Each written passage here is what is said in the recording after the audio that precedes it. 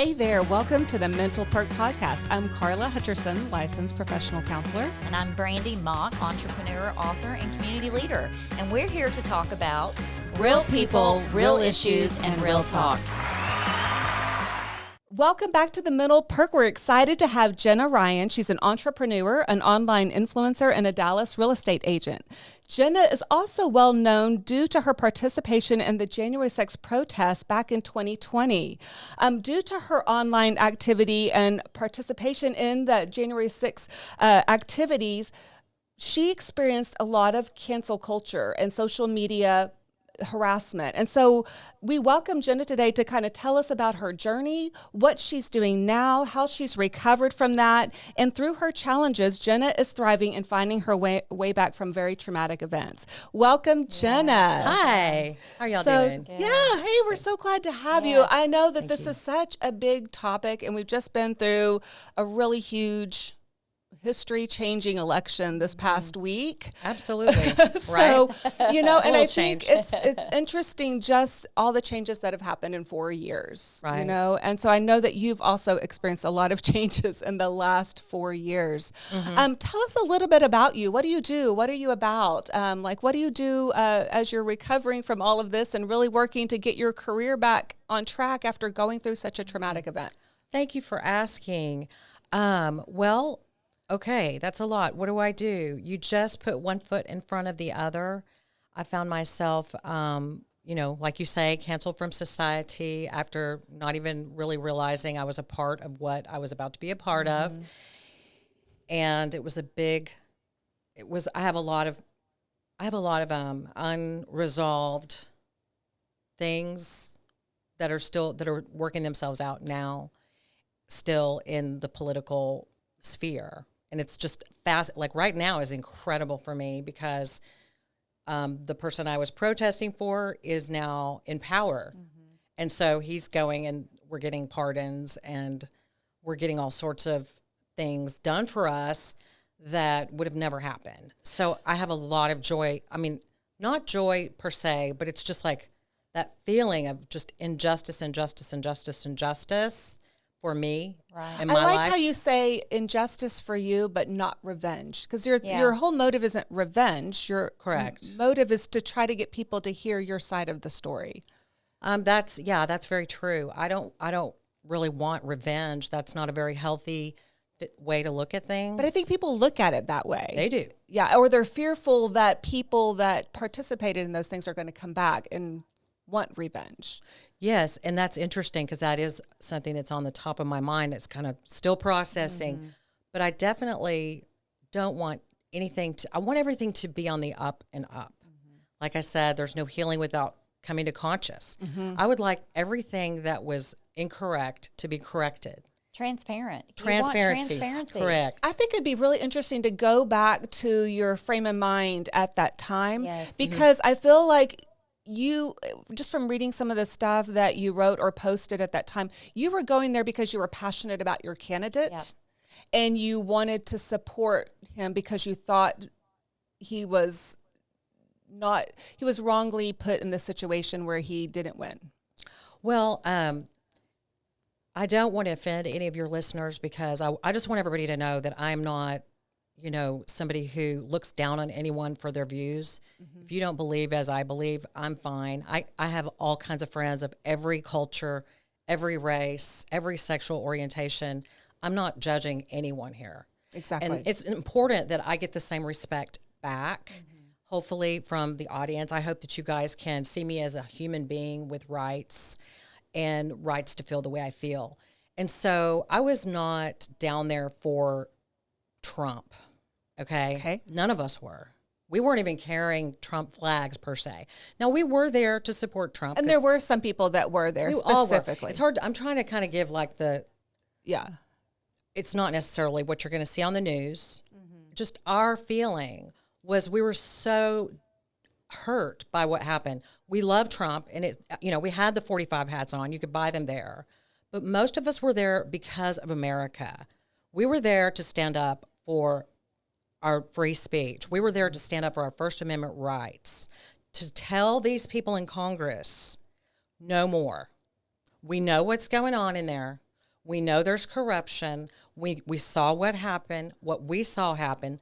Not the whole world didn't get to see it because it wasn't transparent. So we saw, and what we saw, we were not happy with. So that's why we were there. And so as far as Trump goes, in going through what I went through and being attacked by the media, that's when I started just loving him even more. Like, was it his resilience? Was it his commitment? What was it that? Well, 2016, when I saw him midnight before the election happened and he won, just watching how hard he worked, I was just like, okay. So that really boosted me. For the 4 years he was in office, I was just, if I needed a good motivational speech, I would just remember him, how hard he worked. And that's about it, you know, and I just thought everything's taken care of. But then I watched, and things were very concerning. And so, but by that time, because in his cabinet and the people that he had around him were so, we had COVID, and we had people like Ray. I don't even know the stories because I didn't really pay that close attention. I just knew that there was a lot of corruption in his cabinet. And so we were like, we didn't know anything. We were just like, dude, whatever the case may be, Trump has asked us to go down there. We're going down there. We saw it wasn't right. We're not happy. And here's how we feel. But then after it all started snowballing and the gaslighting of the media and the censorship started occurring, then I started getting all this hatred, this extreme hatred. It's not there anymore. Maybe it's brewing. I don't know. We just had the election a couple days ago.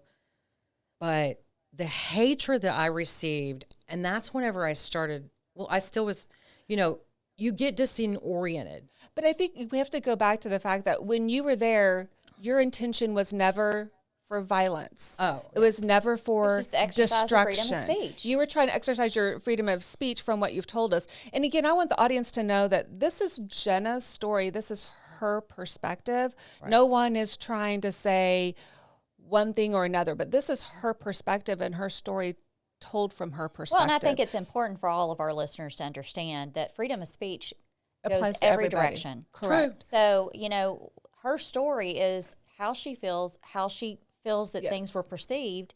And the fact that we're living in a world now that we feel like we cannot exercise our First Amendment right without persecution. Mm-hmm. When you see a lot of other different organizations doing it and the same results don't happen, I think that's where you get the hostility. And one thing that supports what's being said here is the fact that, like, on this election, there were far few people putting signs in front of their homes for the very reason of the persecution or the inability to say your opinion. Right? The reason that Trump won with the tsunami is because everybody saw, mm-hmm. people were seeing, people are waking up and going, wait a minute, if it could happen to her or him, what could happen to me? Mm-hmm. So it's truly an American movement, and mm-hmm. everybody knows we have to have free speech. And right now they've got protests going on right now. The Democrats are protesting. I would be furious if I saw anyone persecuted or mistreated because of their beliefs. Mm-hmm. Automatic no, and 100%. We would automatically want to call that out because no matter what side you're on, freedom of speech is an inalienable right of our First Amendment and our Constitution, and we all need to stand up together for that right. We don't have to like what people say, but they have a right to say it as long as it's without violence. Correct. And without, persecution, right? People should have the right to say what they want to say. And right. When you went to the Capitol that day, your goal was freedom of speech. Absolutely. I didn't even think. Now, I will tell you that there's also a part that says in the Declaration of Independence that it is if you have corruption and you have a government that has gone rogue, it is not only your right, but it's your duty to go and do something about it. Afterwards, the way it was positioned was like we were the bad guys, but we were actually the people that were on the front lines for our constitutional rights. So we're the opposite of how we were portrayed in the media. And so that's really important. And I think it's important to realize that there were people there who had intention to do bad things and did do bad things. There were many bad things done that day, but not everyone who went there that day had bad intentions. But you're gonna get bad apples. No. Wait, I got one. I got one for you. Okay. So have you seen? Y'all don't know all the information yet, but it will be coming out. Okay. So there were 120 federal, feds in the crowd dressed as Trump supporters. So the people, they what do you call it, antagonized. They incited violence. So we have videos showing police officers letting people in, police officers giving Jacob Chansley, the QAnon shaman, a guided tour. I mean, we've got all this video. We've got the footage. We've got Nancy Pelosi on camera saying, it's my fault, da-da-da. I mean, they didn't. There's just so many things. It's all going to come out, and we're going to get that vindication there. But the people that I was around were not violent. Nobody had it. To my knowledge, no one had a gun. Now, I mean, I could go on for days. Yeah. Nobody had weapons. We had our cell phones. It was a selfie insurrection, okay? Nobody had guns. Now, my girlfriend, she got charged with 7 felonies. She's an eyelash technician in Beverly Hills. She's just so fun. She's just da-da-da-da-da. She's standing on the window going da-da-da-da-da. 7 felonies because she held a megaphone. That's like an upward departure. Or if you talk to someone else, or if you saw a fight, that's a felony. Mm-hmm. If you saw someone else fighting, thank God I didn't see any fights. That's why I just got a misdemeanor. Yeah. If you saw someone fighting, if you saw someone damaging property, even just saw it, they treated it like a gang. Or it's that a lot. You collaborated or you were a part of it because you either videoed it or whatever it was. Conspiracy. And the thing is that's bullcrap. That would be like if you're at the sporting goods store, and there was a riot in there, and you're standing there watching it or filming it, or even if you're guilty. But that happens all the Felonies. time. You see it on TV. You see these crimes happening, and people are standing there videoing them. 7 felonies. Yeah. She's looking at 30 years in prison. She is a 56-year-old lady. Sorry, but she's a beautiful person. She's got. I mean, it's hard enough to live as it is in Beverly Hills. Right. Just the agony. So she's been on house arrest. Thank the Lord. She got out of prison for a bit, and she's on house arrest. And, she's just somebody who loves America, loves Trump. That's how, just a complete wonderful person. Like the kind of people you would want in your life are the people that were part of January 6th. And we were demonized. And it's just interesting to watch the truth come out because it's going to come out. Yeah. And so you cannot keep that stuff down. I mean, they silenced us. They wouldn't let us speak. They just gave one side of the story. They called us all these names, and they portrayed us, demonized us in effort to persuade other people to hate us and to retain power. Because the power is in the people. The power is in the people. So your beliefs run the country. So it was very important that you perceive the January 6th people and Trump as a very evil person. And that's just not the truth. And I think, coming from the perspective of people sitting there that day and watching it on television, it was so disheartening to see our Capitol be destroyed that way. Correct. And to see, people running for their lives and to see things being threatened and to see history, many things, statues and things being destroyed. And so I think that didn't help the situation. Great that you mentioned that. So let's start with the whole year before that with the BLM. 100%. And again, that I know where you're going with that, and I think you're right. I mean, we've been allowing the destruction. But that's not it. That's not all I have to say. That's just one piece of it. So if we take that into account, they spray painted the White House, they burned down things. We were freaking out. Like, this is what fueled our passion, but we weren't thinking in those terms because we're not natural born rioters here.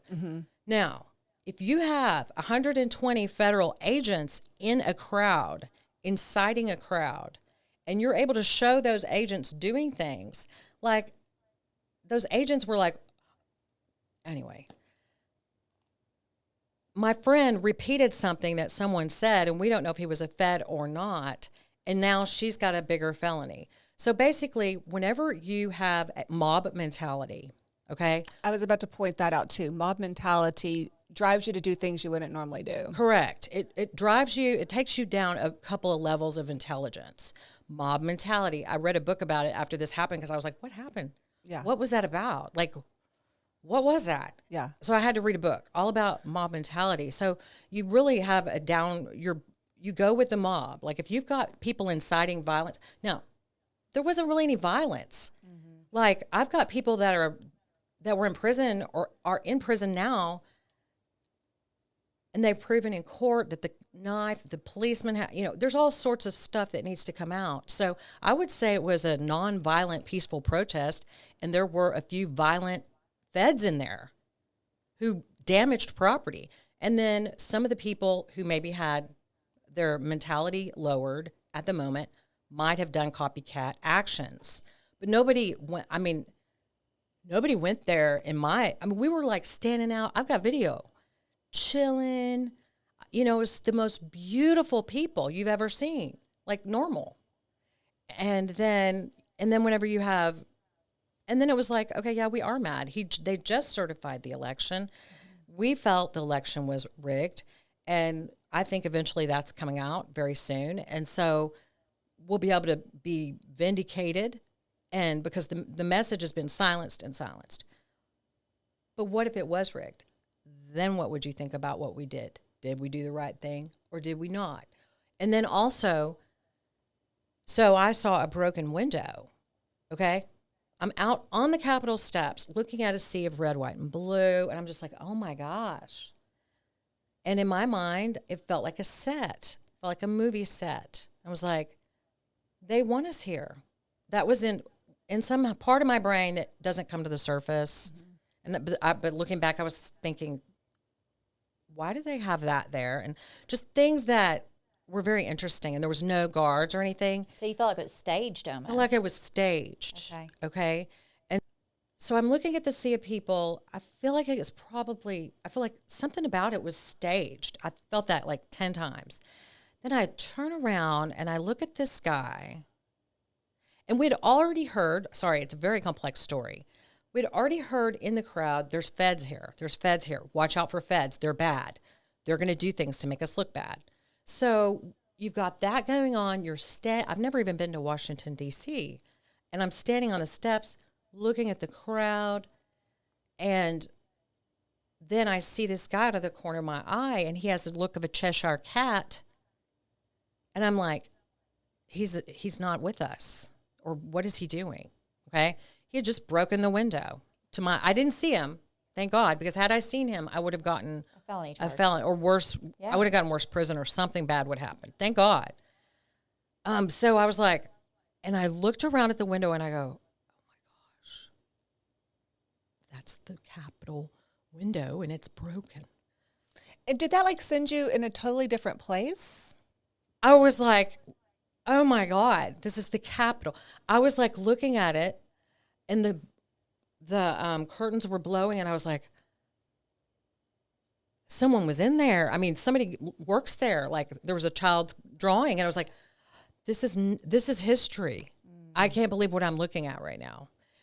Because I knew I've been in social media coaching and things for years. Mm-hmm. Like I was one of the first people on Twitter, years and years ago. That was an eye-opening moment for you. I was like, what the heck? No, it was not just eye-opening. It was like, and then the social media person in me came out, and it said, well, I had a little demon on this shoulder and a little angel on this shoulder, and it said, take a picture. And I go, no. I go, okay, maybe. And then I had the devil say, but if you want it to go viral, then you need to be in it. Well, when I was thinking viral, I was thinking maybe get 100 likes on my Facebook, viral among my friends. Yeah. I did not know we were talking all over the world. I was like, it never would have crossed my mind. I mean, that's how benign the day was. The day was benign. And I had You been... didn't go in with a motive. You went in just to observe and to freedom of speech. Freedom of speech. Well, I didn't even want to go down there. My friends had talked me into going down there. Right. But once I did, I'll take full responsibility. I was there for protesting. But just protesting with my phone and just having a good time with my audience. And I never dreamed anything like this. And nobody did. And all of us were pigeonholed in a situation. And so there's things that you can do with media. There's ways you can cut things, and especially if you have actors that are acting, and you know where to place the cameras, and you've got people that are willing or being paid to break windows and cause other people to follow suit, you can take pictures of that and make people really disgusted. Wow.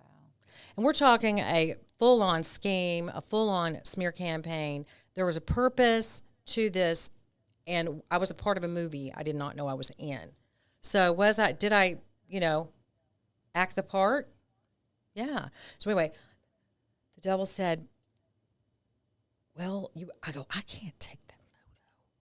So there was a part of me that said, that second thought about it, should I do it? But then the mob mentality took over, and I asked a guy, but that's how calm it was. I asked a guy, will you take my selfie? I mean, and so I took a selfie standing like this in front of the window. And so that became world news and world history. Yeah. Wow. And it's probably the one thing that really, is that the thing that really set the stage for you when it came to the federal court case? No, they didn't. That was cray-cray. I mean, I'm talking, y'all are going to love when it all comes out. It's going to be amazing to understand what really, really happened. And so as for the court case...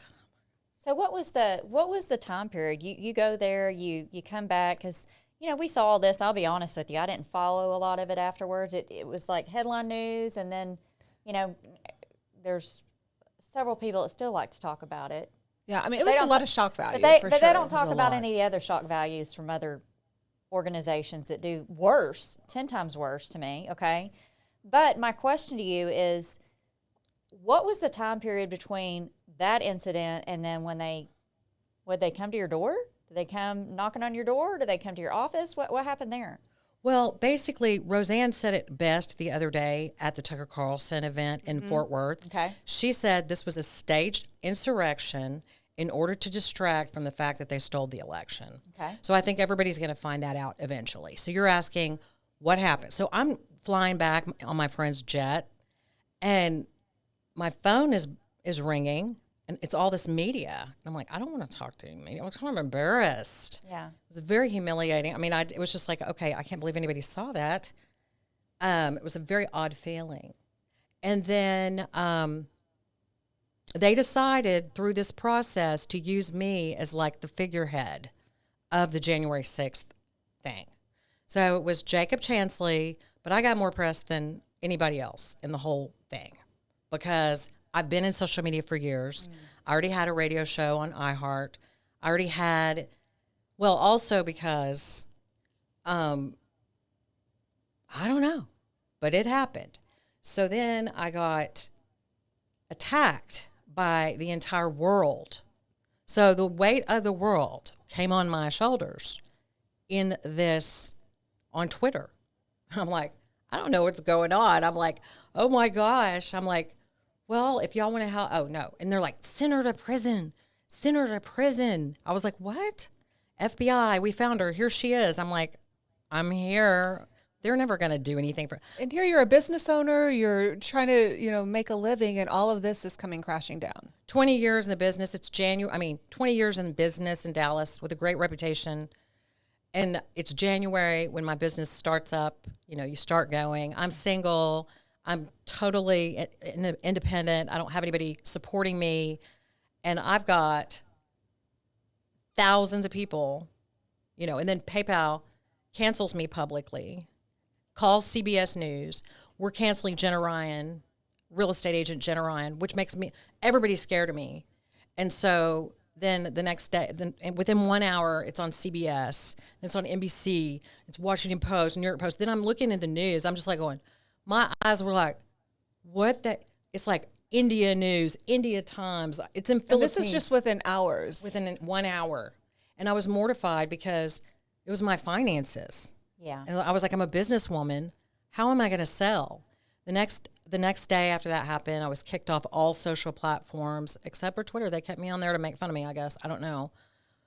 But I was kicked off like major websites that, I was just kicked out of everything and canceled. And then meanwhile, my phone is blowing up once every second of someone calling me and saying really mean things to me. And death threats, of course, death threats like you have never seen in your life. Like, I'm sitting here hearing you talk about this. I'm like, how are you processing the stress of all this, Jenna? So, great question. My mother was also on her deathbed. Okay.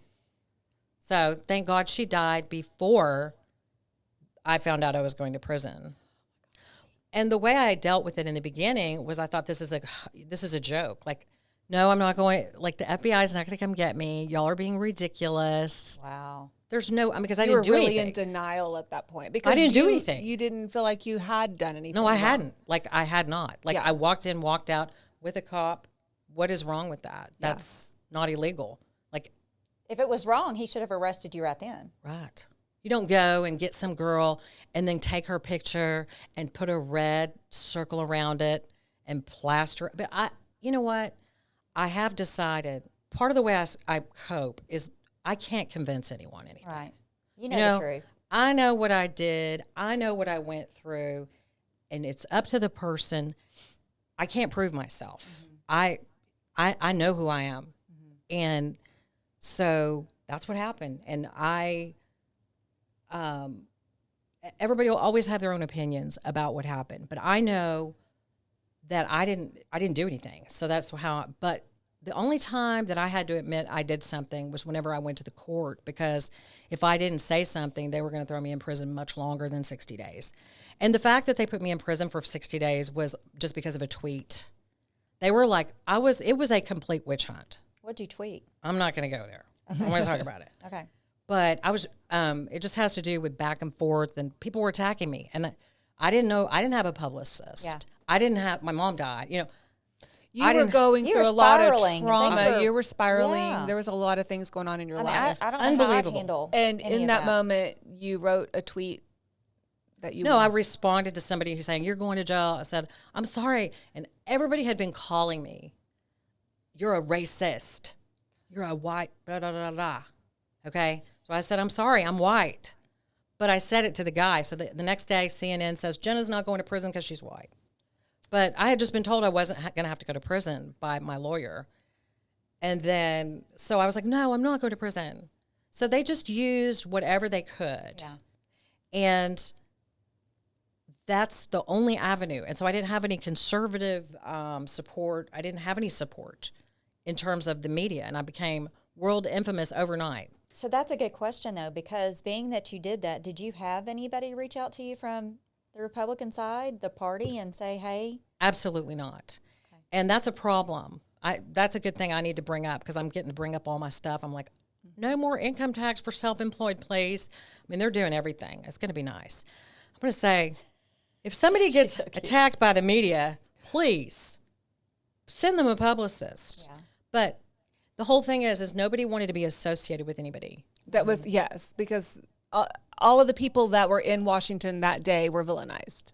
Correct. And also, whether you went to the Capitol or not, there are people that just went to his speech and never went to the Capitol. They were also villainized. And they also were arrested, and they're going to prison right now. You should see them. I know them. There's a lot of them? Yes, there's thousands. Every day I would get emails. So-and-so's arrested in Arkansas. So-and-so's arrested in Florida. It's bad. My attorney was like, Jenna, there was a lot of violence there, because that's what the news said. Mm-hmm. And we were creating my defense. And they were like, he goes, we need to pull you out of that. You are the least of all capital offenders, okay, which was true. In fact, I need to bring that up. I was the least of all capital offenders, okay? So that my attorney, that was very important. I didn't know the Fed system, but he did. And he said, we were positioning you as the least of all capital offenders. And all the rest of the stuff, pull you out. So I'm sure, like with Trump and with all of that, they didn't want to be associated with this situation. Mm-hmm. And so, meanwhile, and I mean, nobody knew what to do. Mm-hmm. We were just all watching with our gaping eyes open, like, what is going on? So you think Trump being in the House, he's going to sponge everybody's records to make sure that there's a clean slate for them? Well, you've got people who... You're ruining lives with these charges. Like 60% were military. Friend of mine, a military pilot, a pilot. Mm-hmm. He lost his pilot license. While he was going through the trial process, he went to get his inspector license for houses. Well, then he got convicted of a felony. He didn't have weapons. Unbelievable. Just the prison sentences, the times, it's overblown. I can understand giving me a ticket. I would have done it had you thrown me in jail for one night. It would have been worth it. Protests from the 60s, and they would throw you in jail and put everybody in a paddy wagon, and you've done your duty. You've stood up, and it's more like a Purple Heart than a charge, okay? I stood up for myself. I stood up for my country. I stood up for my rights. So whenever I went to prison, the whole world was demanding I go to prison, and I have proof. So, and nobody would talk to me. Everybody was afraid of me. Everybody was very scared of me. So no one would talk to me. No one would take my call. So I had to change my name to my maiden name, close my company, and function as another person. Wow.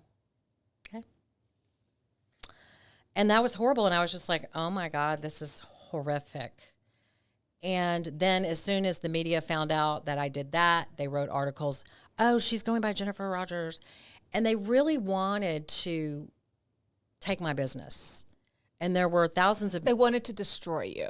There were thousands of people who wrote the Texas Department of Real Estate, Texas Real Estate Commission. Trying to take your license. We want her license. She should not be able to practice real estate. They were so mad I could make a living. Because I just changed my name, and I'm just like, the way I make my living is by cold calling, and my network would not speak to me. So... because they were afraid of me. People tell me, like, now, they're like, I was literally afraid of you. Well, it makes you wonder, though, were they afraid of you, or they were afraid of what would happen to them knowing that they supported you? That's what I mean. Okay. I have people now. They didn't want to have their name associated with their... They didn't want to be cancel cultured either. That's what I mean by afraid. Yeah. And some of them, no, nobody was afraid of me personally. Well, but some people will do that. They just not physically afraid, but they'll...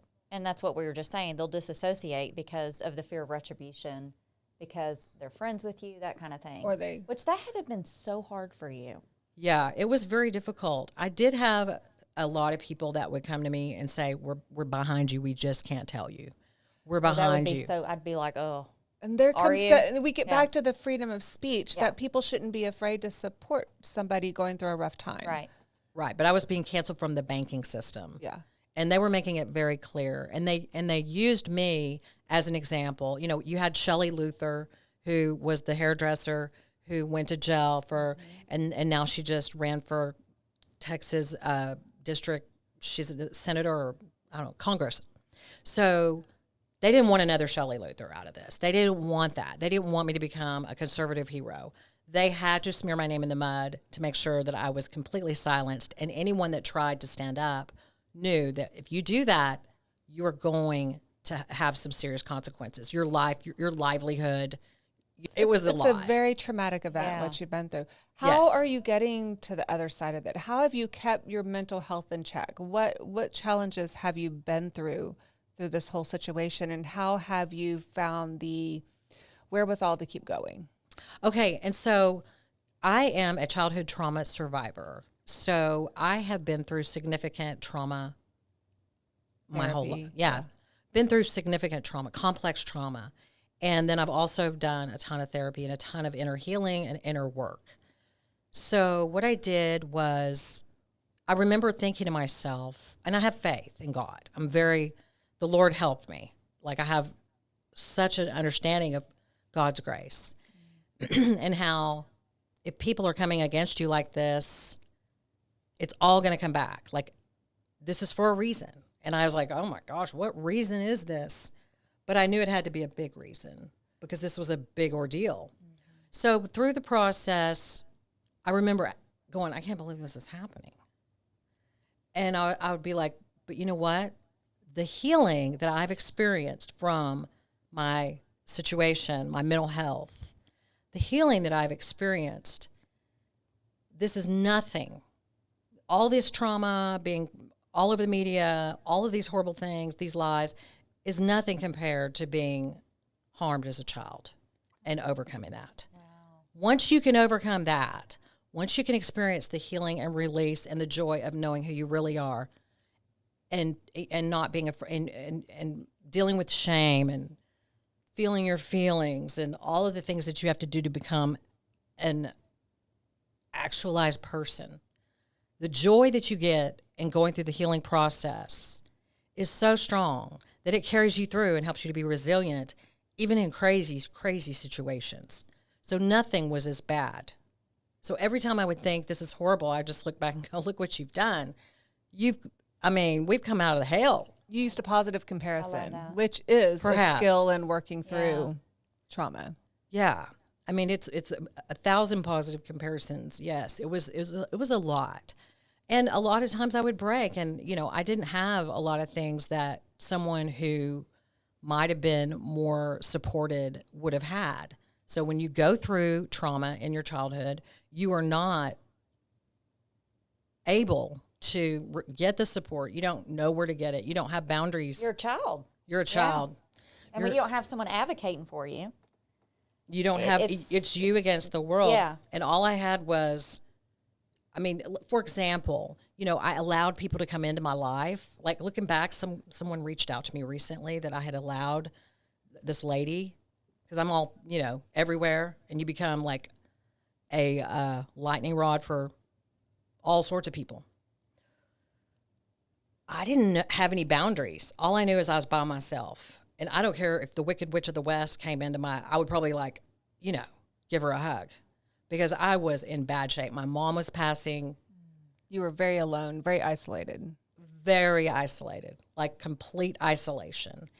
And so, and then my mom, I already had stuff going on with all that. There's already so much healing and so much stuff. And it was just, God carried me through. But I allowed people in that, since that time, and how it's been 4 years. So since that time, I'm like, I would never, now I'm learning more about boundaries. Every day I learn more about boundaries. Every single day. And, I'm middle age, and I'm still learning about how to set boundaries and how to keep my privacy and how to keep the right people, let the right people in and keep the right people out, and how to feel okay being in isolation. Because when you are someone who's gone through trauma and you don't have the bonding capability of a adult per se, then you're going to have some time in isolation, and you have to learn that it's okay to be by yourself, because it's better to be by yourself and handle things on your own than to put yourself in harm's way with someone who doesn't have your best interest at heart. So it's very, very difficult. That's hard. That is really hard. But you can do it. It is possible. But I think that's a great message to send to people, and I feel like it's definitely, I don't know that you would have made it through this if you didn't have those building blocks. I don't know that you would have. Well, what would I do? You're talking about other people that they're not where you're at now. They're not where you're at. They've made decisions that may have ended their lives. Maybe those are the people that didn't go through that trauma, that didn't know, weren't prepared like you are.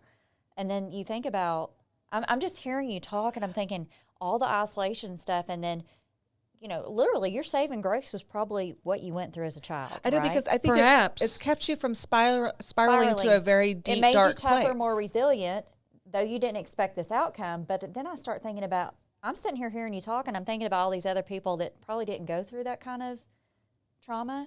They don't have that resilience built up. They weren't ready for the backlash that they got, and it caused them to not know how to handle it. The healing, thank you. Yeah, absolutely. The healing that I got from seeking healing, okay, from reading the books, doing the work, going to therapy, I treated healing like a full-time job. Mm-hmm. for many years, 10 years. I couldn't get in a relationship. I couldn't be in a healthy relationship at all. It would not happen. I couldn't. I couldn't even be in my own body. It was very difficult. Reading all the books, doing all the things, I had such a sense of peace and joy within my heart that no one could ever take from me. So no matter what happened to me, I was able to handle. And I was able to look at it and almost be like, okay, well, once you have that sense of peace and well-being and you know that you belong and you know that you're not bad. Now, had I been filled with shame, had I been not where I was, It's been a different story. I would have probably, you know, I don't know. The point is that I have such a joy, and I want to let your audience know what it feels like to go through healing and to come out on the other side is the most amazing, amazing release. And so you're going through pain after pain after pain because you have to dig through a lot of pain. Yeah. Okay. And it feels like you're never going to get to the end. And you're like, exhausting. You're like, it's scary. Like this pain is like, there's more pain. I just dealt with this pain. Now I've got some more pain. You're telling me I have to do some more pain? Please. I don't want to do any more pain. It's hardcore. But you keep doing the pain. You keep feeling the feelings. You keep doing the work. Just trust me. I broke through. Yeah. I broke through the wall. So that's when all this stuff happened. And so energetically, it's kind of interesting if you think about, you know, what's on the inside, it manifests on the outside, which it does. We talked about you're getting all these phone calls, but how'd they actually show up to your house? Or did they show up to your house? How did the policemen? How'd that happen? Oh, God. Did you have to turn yourself in? I mean, I've had people in neighboring communities that had literally their whole house was raided, helicopters from what happened. I've really blacked this out. I'm just kidding. So I am writing a book. It's called Storming the Capitol, and it's going to come out as soon as I get my pardon. So this is in the book, and it's a great story. And so y'all have to get my book when it comes out. Anyway, I'm getting on Twitter, and I'm thinking nothing's going to happen. But part of me is like, what if something does happen? This is crazy. And I think I was one of the first arrested on January 13th, 2021. Someone called me and said, meet me at the police office, at the police station. Someone calls me up because I think it had made the news that I was going to jail. Oh my gosh. So an attorney that I'd used before on a defamation case 10 years ago where I won, he calls, he goes, do you need an attorney? And I said, yes, I do. And so within minutes, an attorney called. It was because it was so public. Mm-hmm. So someone called and I go, they want me to go to the jail. He goes, don't do it. He goes, leave your house right now. He goes, I'm calling the district attorney or whatever the person's name is, U.S. attorney, and I'm going to get us scheduled for a time. So they ended up scheduling a time for me to go very peacefully. I went, turned myself in. I didn't even know I was turning myself in, but that's what I found out afterwards. Meanwhile, I wasn't allowed to go home, so I went to, he goes, go to the mall, buy some clothes. So I went to the place, bought all clothes, hose, shoes. I was ready for a news conference because I was all over the media, and I was like, okay. Right. Wow. That's crazy. So then I had to go get my hair blown out from a blowout bar. I mean, I was like going, it was crazy. You should have seen me. I was driving like this, like somebody was behind me in the parking lot, and they were like, lady. I was like, it was crazy. I mean, I felt like I was in a movie. I told the lady at Black Market White House, I go, the FBI, I think they're out there. And then I drove by my house before I went to the store, and there was an FBI agent. And you guys, I don't have any weapons. I did have a gun, but I put it in my pantry because I never used it, and I didn't have bullets. I just bought a gun because I wanted to exercise my right. But I'm like very, very squeaky clean. Yeah. I don't do bad things. I hadn't had a speeding ticket in 10 years. And I can't say that, so. I don't even every speed. She's got a heavy foot. Oh my gosh. I'm like you, Jenna. I've had one ticket in my life. Thank you. Well, I got a bunch, and then I decided no. Tired of paying them fines. Yeah, I learned my Not Karla. lesson. I'm on that road right now. I'm Literally. couple months free of speeding tickets. 2 tickets, and she had to get me on the phone with her husband. I know we're side dealing, but get on the phone with her husband and say, Brandi, you got to tell my husband that it wasn't my fault. Well, life will teach you. You can either learn from the ticket or learn from the ticket, because eventually you will learn. Yeah. So my house was raided, and then when I got home from prison, the next They searched day, your house. Yeah, and they had taken my phones, my computers, and my MAGA hat. Really? Phones, computer, MAGA hat. Do you think that became a headline? No. Real estate agent, Jenna Ryan terrorist gets a la. So nothing that, I mean, you don't take someone's MAGA hat. That's just such a, ugh. So they treated us like terrorists. I was on a terrorist list. I was treated like a terrorist. But anyway, I was released that day. My attorney got me released that day, thank God. And that was nice. And everybody was really mad. They were so mad I got released. And they were like, you deserve much more time in prison. But they didn't see what I did based upon how they would juxtapose my face or my image with these violent photos. It made me look like I was Ayatollah. Part of the destruction that you were part of. Correct. Made me look like literal. And so I now see behind the curtain. And I see when I watch the news, How things were manipulated. I see how big stories are created. It's all a show. It's like a movie. And so that's what I was in, is the movie. And now I know all about the media and all about how they work. And I'm very disappointed, due to the way the articles would come out, and they would all be the same article with different words and things. So I kind of know how the back works. So that's kind of cool to know, but it was a pain.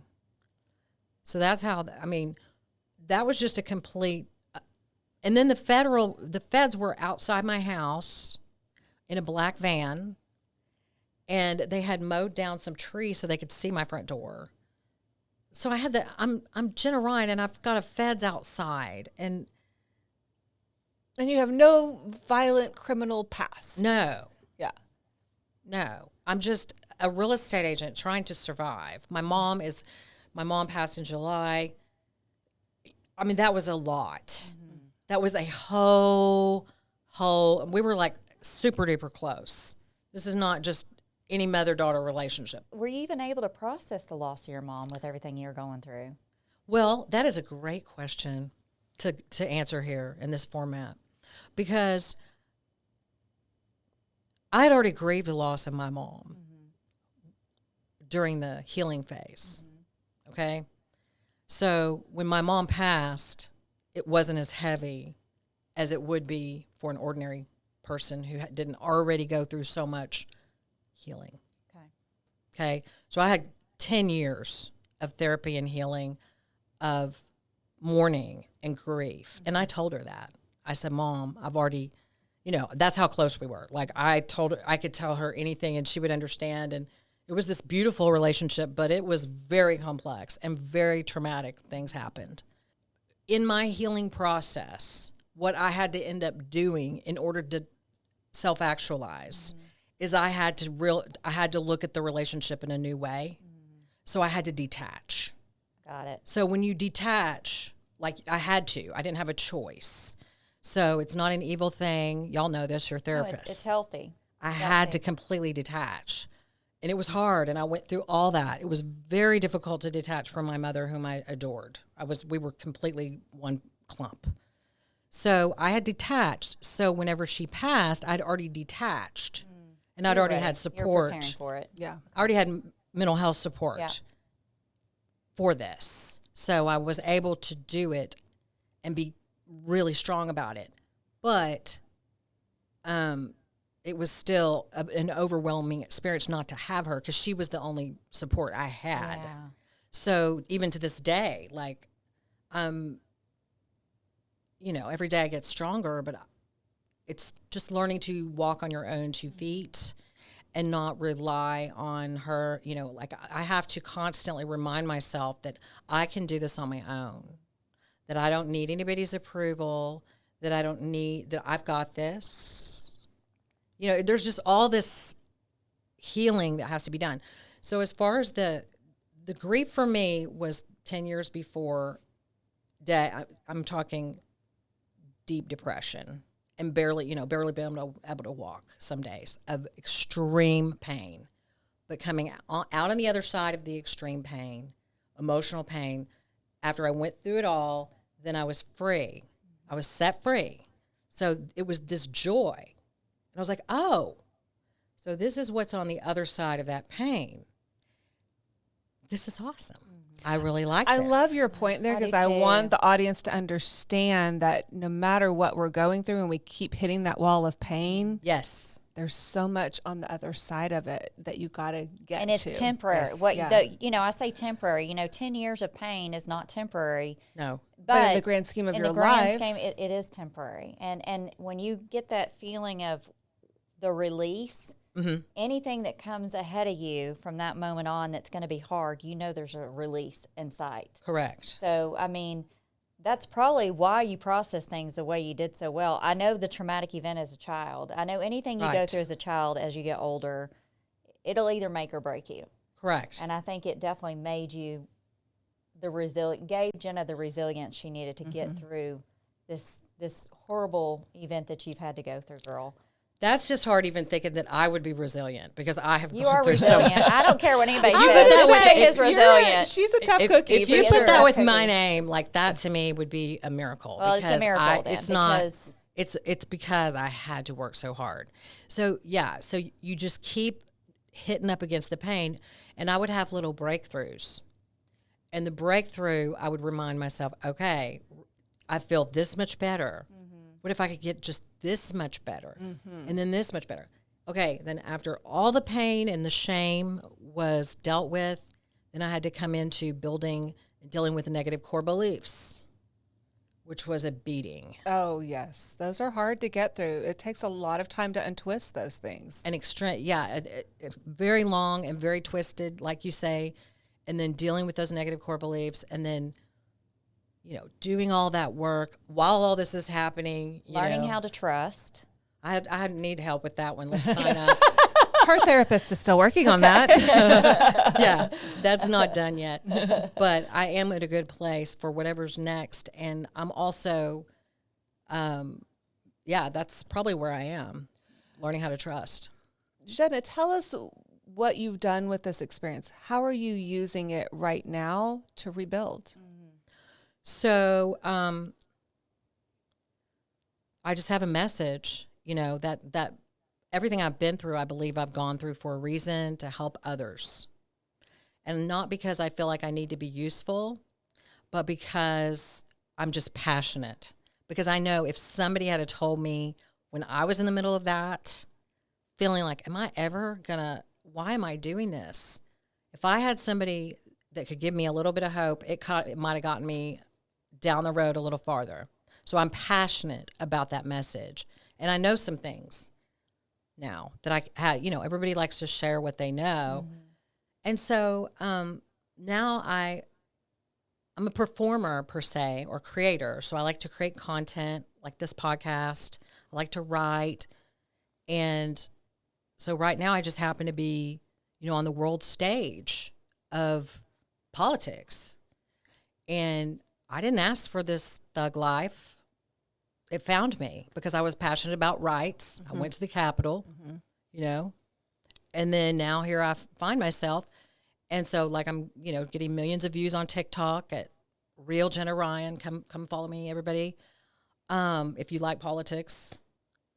And I believe that I am building a platform for a message. I feel I have a seed, I have a message, like a purpose, a life purpose.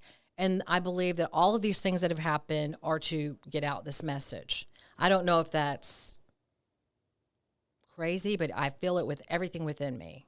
So it can't be crazy if you feel it that strongly. For me, I think it's a play, and it's still writing itself, I think. Correct. Mm-hmm. And I think as you begin to process everything, if things start to come out more, you're going to know what that final play is going to be. Correct. And just the fact that you're able to talk openly about the stress it's put on your life. But I also think it's important to let people know that you had a lot that you went through earlier in life that helped you process that through counseling, through all that stuff. So when you're talking to other people that may not have had the opportunity to go through that, I can tell you right now, had I not been able to process a lot of things that I went through in life, I probably would have checked out a long time ago. Bottom line, I'm just being straight up honest because I wouldn't have known how to do it. I know going through those situations made me a lot more resilient. And that's why you're at where you're at. And I love the fact that you're using the platform that you're using now,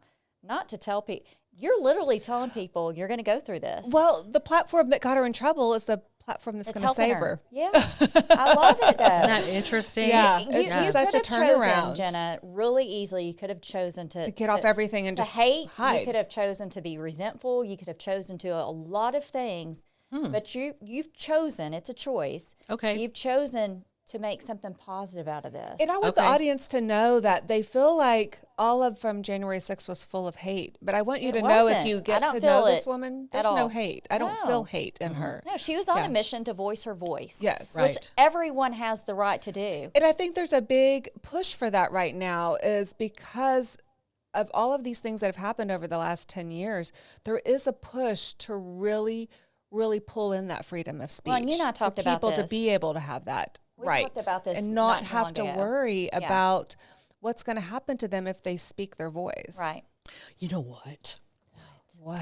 This is all a microcosm or a macrocosm. I don't know the word. We'll look it up I later can't on help you on that. Webster's. You don't want Look to. it up. This is all some sort of, okay, this is what. So as a collective, as a people, it's just like the healing process. If you want to heal, you have to become aware. You can't hide. You have to become aware of what you are doing and what you're feeling. Then you have to feel the feelings, whether you like it or not. Okay? People all have the right to speak. We have to let each person speak in the family. We don't have a scapegoat, a golden child. We need people to respect one another's voice.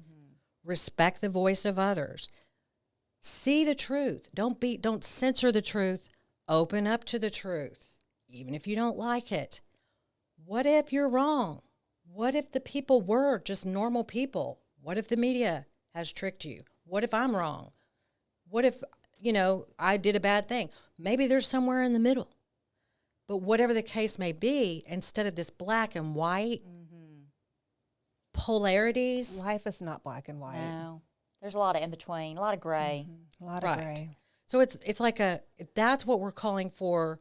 I mean, that we've got basically what I think they're doing, where I think this is heading, is to the truth, is to pull out the truth, good, bad, different, ugly.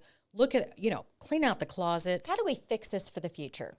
That's what they're doing. Whether you agree with it or you don't agree with it, how do we make this a learning experience that helps people thrive in the future? Not afraid to show their voice, not afraid Right. to do what they need to do.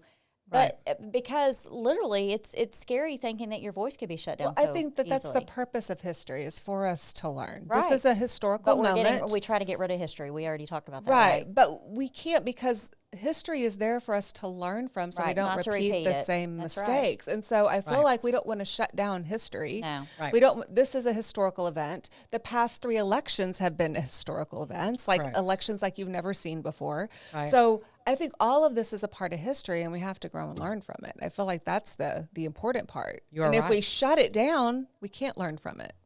Right. And so things are going to get really interesting, and there's going to be all sorts of movements for you to attach yourself to. And I would just say, the whole thing is seeking truth. So that's what I did in my healing journey. It was horrible to go to those places. It was horrible to open the closet. It was horrible to see what was in there, because I was so afraid that if I were to see it, that it would mean I was horrible, or it would hurt me, or I would be annihilated, whatever. But I opened the door. I bravely opened the door, and I opened the door of my own soul and my own heart, and I looked at everything, and I go, maybe you're not so bad. Maybe you're not. Oh, I thought you were so bad. So this, in the same way with our society, I think we have to open up and allow everyone to speak and allow everyone to exist. And I have empathy. I have empathy for every kind of, I'm thinking of different people in my mind. I'm thinking of a people group that, I want to unite with. I don't want to be polar opposite too. I want everyone to feel loved. I want everyone to feel included. And so that's kind of my thought. It's not like some staunch, but I still want the truth. And however we have to get to the truth, we need to get down to we need to clean out our closet of our country and of history and of the world. Yeah, and I've always said seek to understand, seek to be understood. And I think if we can get to that level of understanding each other's differences, and you don't have to like them, but being able to have, therapists say the words, this word, but like being able to say, okay, I'm not going to judge you. I'm going to appreciate where you stand. I don't have to agree on it. But I think there's some different opinions come because we all have a different walk in life. And I think what happens is we're trying to put people in this mold that we must think the same way. And if you don't, we must then react the same way. But we can't, because your experience is different than my experience. Your walk is different than my walk. I mean, we all have different influences in our life. However, if you have people lying to you, if you have people that are providing you with false information and false data, you're not going to be able to make decisions that are appropriate. So if I believed that I was worthless, then I wasn't able to function in life in the way that I can function today when I know my worth. Right. I wasn't able to set boundaries. I didn't know I was worthy of boundaries, or I could. So in the same way, if we allow censorship and gaslighting or any kind of propaganda, if we accept government propaganda and we do not demand free and fair press, our First Amendment right, if we don't demand that they stop giving us one story in all the mainstream media, if we don't start making demands that we get more fair information, we're not going to be able to make truthful decisions about who we are as a people. You're going to have some people believing lies and operating on those lies. They already do every day. Not just politics and everything we see right now, because they want to know how many followers they can get, how many likes they can get. Yeah. It's affecting our youth. I can't imagine our kids what they're going to have to grow up with. The social media, you think of okay, there's some benefits, but there's so much harm from it. That it's like she said. I mean, we're just uncovering these. And it's still a pretty new concept, social media, in the grand scheme of things. But we're starting to see it unravel in ways that we got to act quickly before it can. Well, it's like if I to destroy us. Before even having this conversation with Jenna, if I was to Google her and everything I've read, it's not a good light it shines. No, it does not shine a good light. It's false. But then sitting down with you and hearing, exactly. You're a me and Karla, this could have easily happened to any of us. Right. Any of us, just for the fact that you had a love for your country. And I just did my duty. And I'm not trying to be noble. I'm not even trying. I'm not trying to get any kudos. I'm talking, it was as strange. Well, you did time for it, though. I did some time. Did 60 whole days. And how was that? I got to get into that. Well, was orange your new color? Yeah, I was orange the new black. Yeah, that was traumatic. They wanted to humiliate me, and orange was it. No, it was horrible. Orange, she looks at her chair. No, she's like, jeez, I feel like I'm back in prison. No, they did literally have. They didn't have orange, but dang it. But it was interesting. They kept me, in one prison. And there's so many arguments. Like, I could say something on this, and I don't know if it's still the same as it used to be, but if you go to any old interviews I've ever done, there's all these people, they have these opinions, and they're just completely, like, opposite of what happened. They have their idea because the media told them. But, they kept me in one room for 60 days. It was freezing, and they starved us and stuff. So it was horrible. And they made me listen to... So you weren't in Gen Pop? They would not let me go to they did not want Jenna Ryan, that name, that profile, public profile, go because they caused prison riots. No, it was a prison where there was no bars, so you could just walk out. Oh, but you would catch a charge if you walked out. Yeah, I learned all this lingo. Catch charge. This is interesting. Like, you didn't have fences with barbed wire at the top. You didn't have a bar or anything, but if you walked out, you get charged. So this is white collar crime for white collar criminals. Federal. You're federal. It's prison camp. Okay. So normally it's more like a college campus. However, because of COVID, they have taken away even all the rights of prisoners. And so I am very much into prison reform now after I did that. See, another thing that avenue. Girl, yeah. this is not a mistake for you, sister. Yeah. I'm serious when I say that. This was not a mistake for you. What you just said was huge. All the J6 people, we are going to be so into prison reform. So they Which lock us needs to happen down. anyway. Prison reform needs Oh to my happen. And gosh. there's lots of organizations really working on this. So it's something. I'm just talking about day-to-day life of prisoners. Yeah. Like, Yeah. just because you have COVID doesn't mean you take every single human right away. And they just use it as a blanket excuse for taking all the rights of people away. And so, you know, Steve Bannon, there's a lot of people have been, I mean, I just think of all my comrades who've gone to prison, and we've got some real beef that's going to be brought up that, you know, we're going to have to fix that. And we're going to have the ability to do that right now, which is exciting. You got to utilize it while you can, girl. We got, you know, they're about to revamp the whole entire government. What do you want people to walk away with? Yeah. Let's give them their closing straight to the cameras. What are you going to tell people? I'm going to tell people to seek the truth. Know that there are people that are going to lie to you, and don't believe them on face value. Always fact check. Always trust your gut about a person and get to know a person, and don't believe what other people tell you. And always work on your healing. Keep healing. It will pay off. And I also want the audience to know that one thing that was very consistent in Jenna's story is her willingness and ability to seek help from a mental health professional when she knew things weren't right. And so I want to really encourage all of you out there, if something feels off in you and you're needing to get to the bottom of it or get some healing, please find your way to a therapist, find your way to a mental health professional, and seek that help. Absolutely. Thank you so much for being on our show. Thank you for having me. If you or anyone you know is struggling with mental health issues, please reach out to talk to someone you trust. Get connected to a mental health professional who can help you find ways to cope and ultimately feel better. If you are having suicidal or self-harm thoughts or thoughts of hurting another person, please go to the nearest ER, call 911, or contact the National Suicide Hotline at 988.